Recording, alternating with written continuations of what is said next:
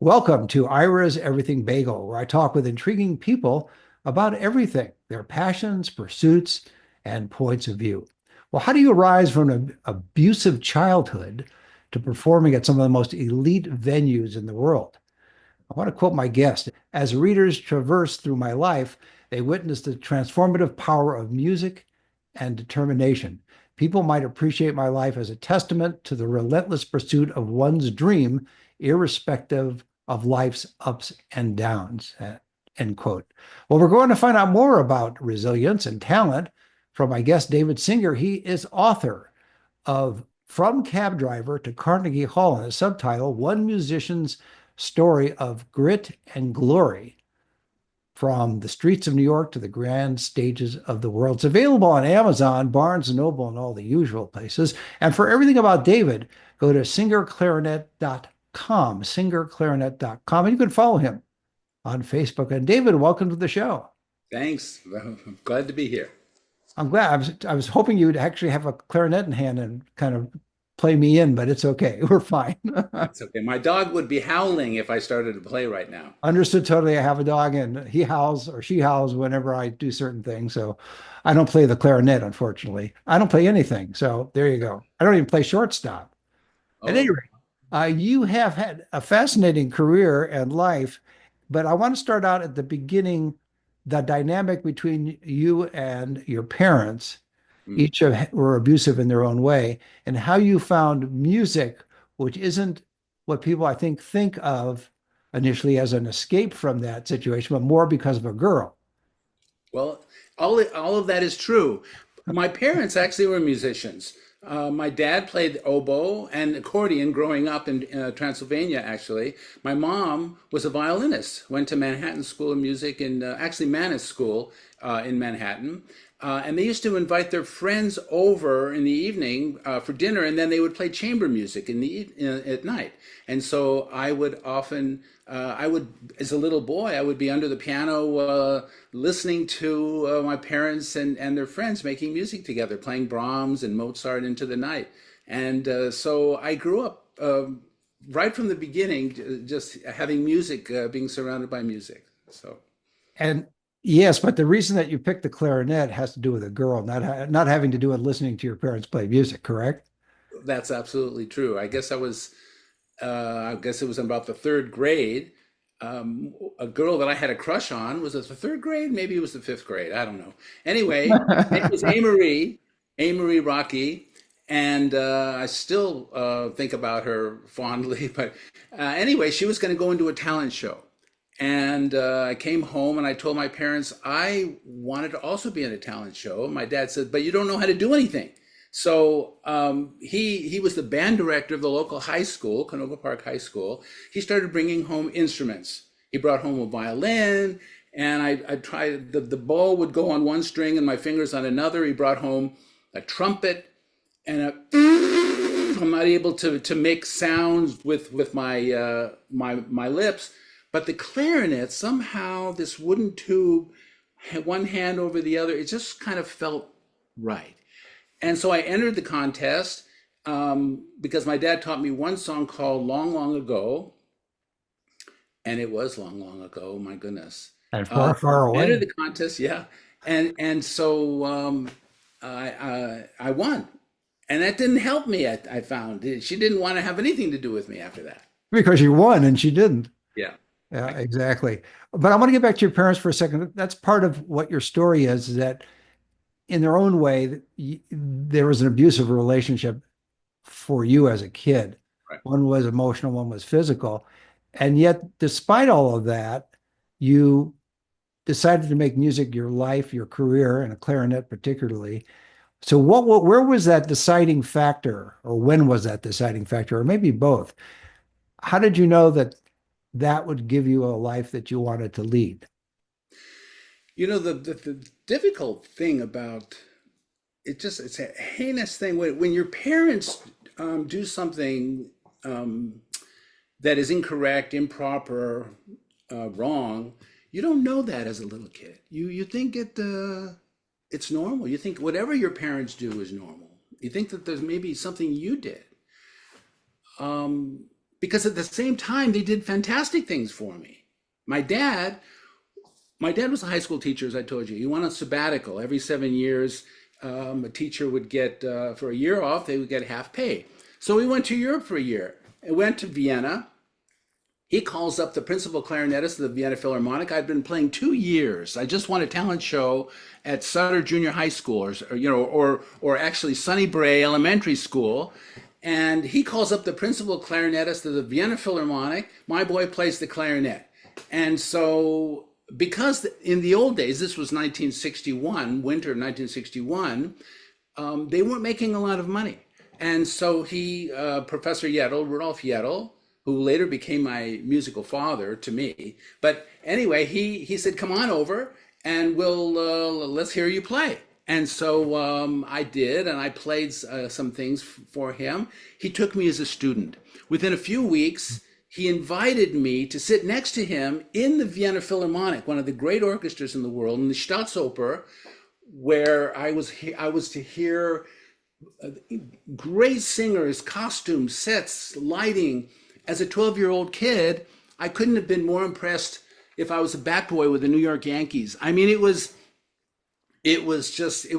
life changing, you know? And so that's really where it was all set up by my dad, the same person who, because of his life experience, which I go into in the book, he grew up in Hungary, got out just in time, 1933, came to this country as a 10-year-old, hadn't seen his dad in 9 years, who had emigrated and come to the United States and got a job and went to a place.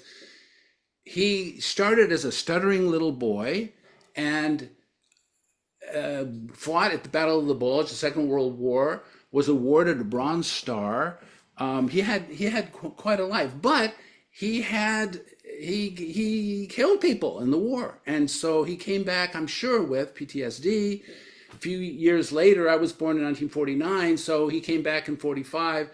He not treated, nobody knew what it was, right? So he was brutal. He could be brutal.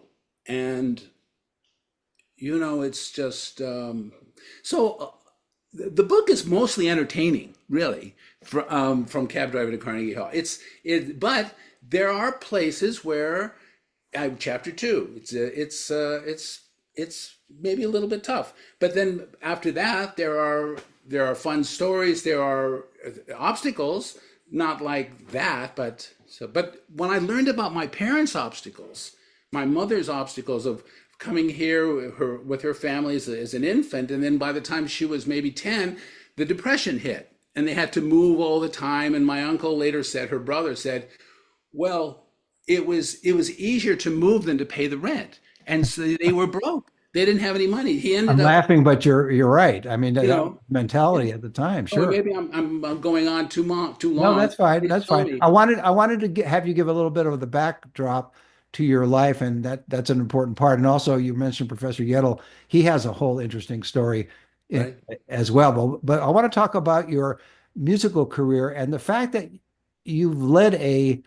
what I would call a bifurcated life, Mm. which is it's in the title of the book. You're a cab driver, but then you're performing before the President of the United States, or you're at all these different venues that are very prestigious one night, and then you're perhaps driving people to that same venue the next night, Right. and you're concerned about being discovered by fellow musicians as well.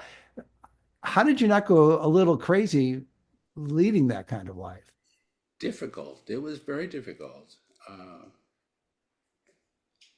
You know, you do what you have to do. I had to make money. I had we had a little daughter, 1979, and we weren't making enough money, and so I had to do it. I had to drive a cab, and gave me the flexibility. I just didn't want to be seen. In those days, I thought, well, they see me driving a cab. It's very tenuous when you're starting a career in music, especially, well, probably anywhere, Las Vegas, anywhere. Um, people judge you by who you are, and if they somehow they're going to maybe be hesitant to hire you as a musician if they see you driving a cab. I mean, And that's just the way it yeah, was. and just to be clear, there's absolutely nothing wrong with driving a cab. No, It's good, no, honest work. of What course not. your dilemma was that you were trying to perform as a musician at the highest level, but Right, you also had to feed your family. And so you were doing honest work. It was just that it was uncomfortable because, as you said, what if somebody saw you and then said, "Well, he's not serious about the music because he's doing this, or he shouldn't be in our elite environment." right. If you're doing that. Did you find in your world in classical music, and I want to talk to you about classical music, did you find in your world kindred spirits that were down to earth as you were? What I mean by that is you drove a cab as well as performed on the clarinet at all of these venues. Did you find other people that were in similar straits, if that would be the term, or similar situations? I I didn't at the time. At the time, I didn't. My colleagues mostly. Um, they seem to have be from different backgrounds. They seem to be from backgrounds that had more means, more money than I did. They had fancy cameras, many of them. They would, after we would play a concert, they'd go out into expensive restaurants. I came home not only because I had to watch my nickels and dollars, but because I didn't want to spend the money. Part of it was that I was shy in groups. I've always been kind of shy in large groups, and so I didn't feel comfortable. But most of it was because I wanted to bring home as much what we call per diem, money you get for food, as I possibly could. Um, so that I, from what I know, they came from just had they had more money than I had to spend. They had a fallback. They had I had the feeling that they weren't particularly nervous, or it wasn't life and death to them in terms of playing. It was fun. They were good. They were very serious musicians, but uh, it wasn't the same. It wasn't quite the same, you know. So. I touched on this earlier, but I want to come back to it because you mentioned when you were a kid growing up that you were listening to your parents play with their friends Mhm. classical music, and you have a love of classical music. But again, you could have chosen other careers as opposed to classical music musician. Oh, You could have performed in a polka band or a rock oh. and roll band or something else, but you chose classical music. What was it about classical music that spoke to you? The classical music, well, again, the opportunity that I had to study with Professor Yetto and seeing the operas, the stories of Don Giovanni, who thought he was God's gift to women, and even as a 12-year-old, I could recognize someone who was so vain, and then what happens to him, or Mimi as a 12-year-old, and I'm seeing this beautiful woman who seems to be kind of frail and sick, and she dies, and how what a terrible the emotional impact that opera had on me. And I brought it to my students when I was later a professor. My students typically hadn't ever gone to New York, but I told them about the scene's Carmen, the incredibly sexy woman who seduces the police officer into letting her out of jail. She promises to run away with him. And I tell this to the class and I show them kind of sexy scenes on YouTube. And they went to the Metropolitan Opera and wrote all kinds of reviews. And they started going to opera just because of that. It was a cheap trick. But what the heck? I got him to go. So Yeah. that's what got me involved. The emotional impact that classical music. I love the Beatles. I love music, all music. My wife and she kids me because when I'm alone, I rarely listen to classical music. When I'm with her, she knows as much or more about opera than I do. We're always listening to classical music, and it's just something that's it's just so visceral. It's just so I love classical music. I don't listen to it often because I'm kind of critical and I'm hearing things, and it's kind of fun because my wife Barbara she'll say, "Hey, that's you. That's Orpheus playing on the radio," and I'll say, "No, it sounds too good. That's not Orpheus." And sure enough, it It happens that is. it's Orpheus. So that's another part of the story. Playing with a Right. group, starting for playing for free, and then it became a big hit. And a Grammy award as well. Yeah, several Grammy nominations too. But when you're playing in an orchestra, playing your clarinet, Yeah. do you have, you talked about the emotional aspect of classical music and opera. Do you feel it while you're playing it as well? Oh, sure. No, that's the whole thing. You're one with the music, and you feel. I want to. I want to reach the audience. I want to make them feel the music as well. And when you're one of 30, you have a way of 30 people in the group of Orpheus. We started at 20. We discuss things. There's no one boss, and so you express yourself in such a way that people will respect what you're saying. And but it can be very powerful doing it all together. Orpheus is Orpheus Chamber Orchestra from New York City for those listeners and viewers that may not know what we're talking Right. about, but I wanted to let them know. And you were playing in libraries for free as well. In the beginning. And I also want to mention again the name of the book, which of course is From Cab Driver to Carnegie Hall. Right. And you have played with a lot of major musicians Right. over the years, over the decades.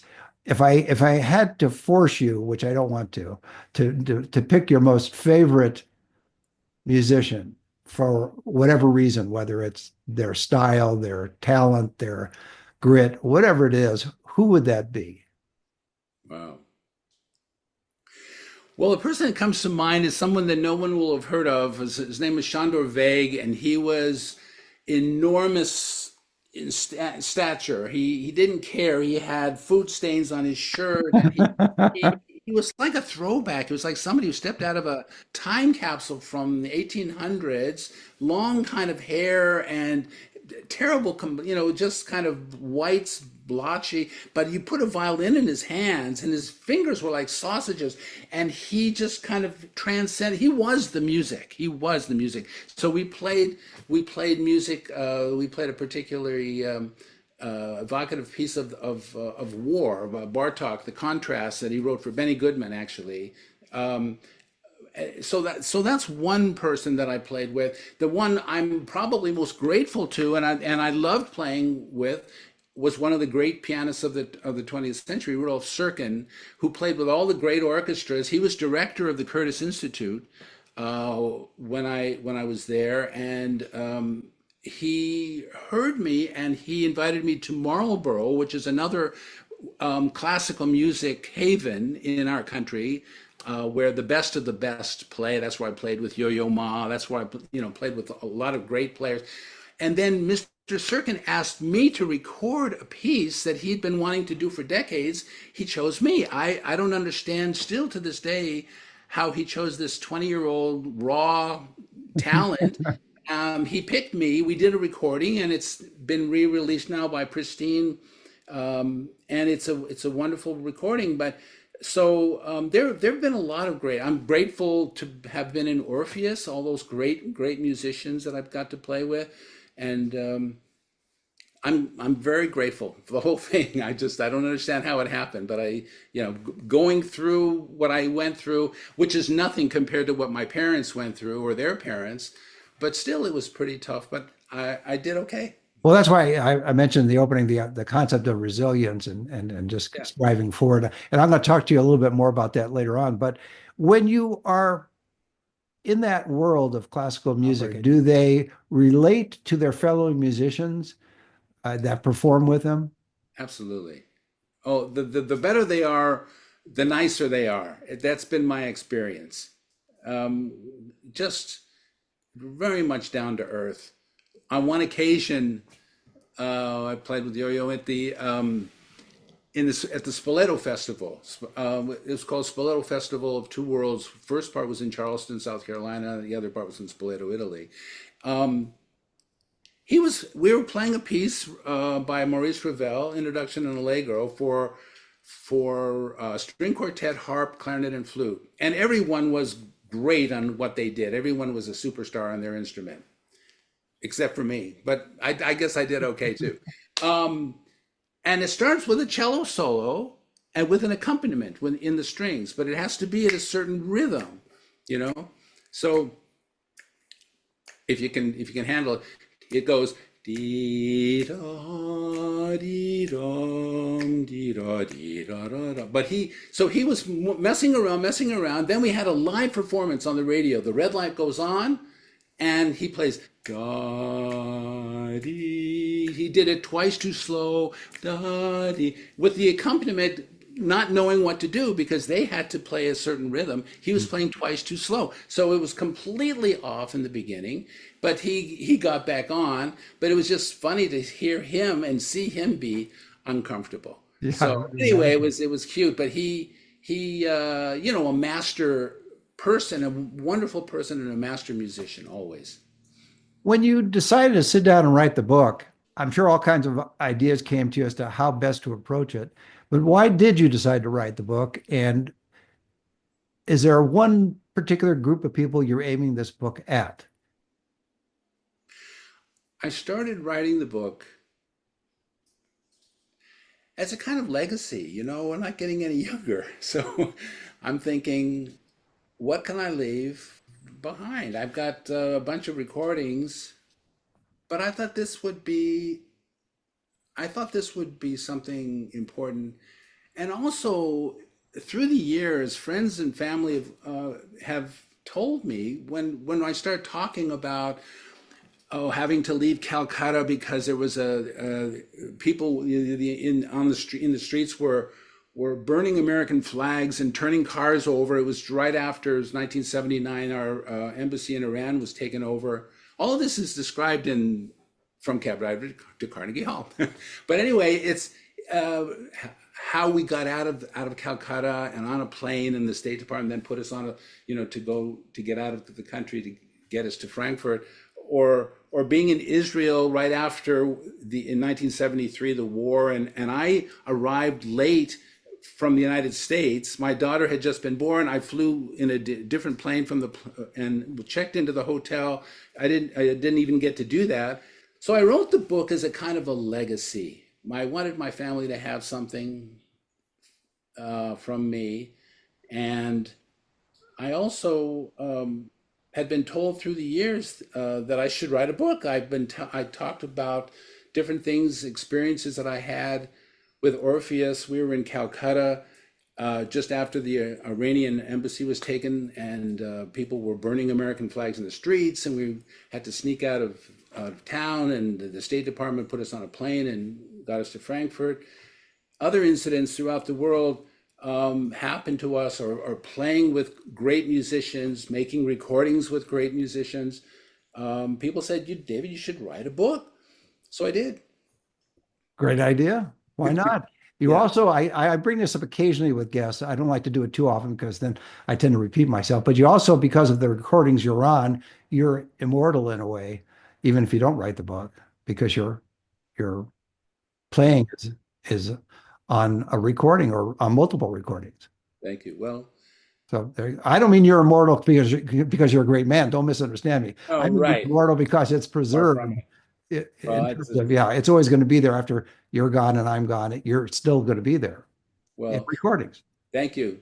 Yeah, So the recording I did with Mr. Sirkin was just on an LP originally in 1977. But then the Rager Society in Bonn, Germany, selected our recording of his Max Reger Sonata, and it was recorded and remastered by a former engineer from the BBC, actually, who put it together, and it's on pristine on a CD, so it will be preserved longer. And I guess Orpheus recordings are from Deutsche Grammophon are on CD as well. So we only have a couple of minutes left. So tell me a couple of things that you want people to take from your book with all your madcap adventures and the yeah, dichotomy of driving a cab and going to Carnegie Hall. What would be the main one or two things you'd like people to take from your book?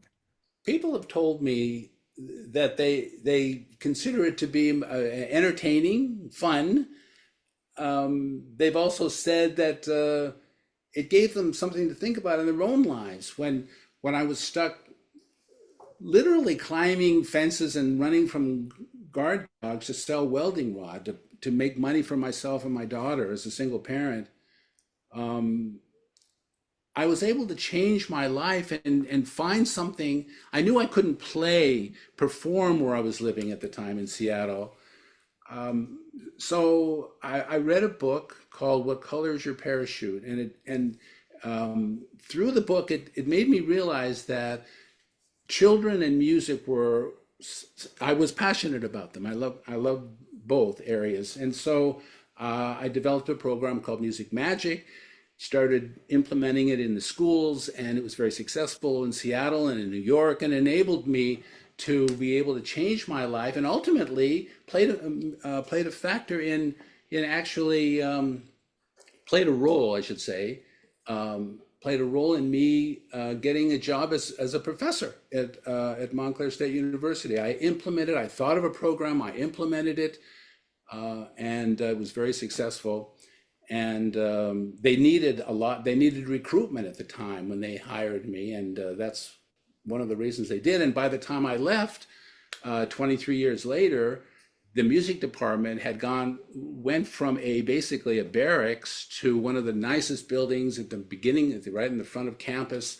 And it's not because, obviously not just because of me. I was part of a team that we were successful at changing the whole profile of the music department at Montclair State University in New Jersey. So Yeah, so people will take from your book a lot of things, one of which is have some goals. have some goals, and it's not too late, and take small steps every day towards your goal, and anything is possible. I always say, why not me? Why not me? You know? Well, that's a So great way to leave it. My guest has been David Singer. He's author of From Cab Driver to Carnegie Hall, One Musician's Story of Grit and Glory from the Streets of New York to the Grand Stages of the World is available on Amazon, Barnes& and Noble, and all the usual places. And for everything about David, go to singerclarinet.com, singerclarinet.com, and you can follow him on Facebook as well. David, thanks for being on the show. thank you so much, Ira, for having me. I really appreciate it. You got it. And join us every Thursday for a new schmear on Ira's Everything Bagel.